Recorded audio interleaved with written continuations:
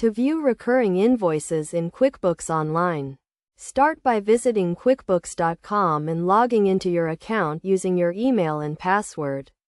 Once you're in, head to the upper right corner and click the gear icon. Then find the section labeled Lists and open it. From the menu list, select Recurring Transactions, which will bring up a list of invoices. You can then scroll through this list and click on individual invoices to identify and view the recurring ones. If you want to delete a recurring invoice, you can do so by following these steps. Visit QuickBooks.com, click the Settings gear icon at the top right, and select Recurring Transactions from the Lists section. Go through the transaction list. Identify the recurring invoice you want to stop or pause, and click the drop-down arrow icon next to Edit in the Action column.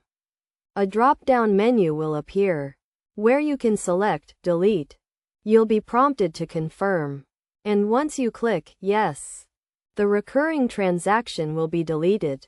These steps allow you to easily view and manage recurring invoices in QuickBooks.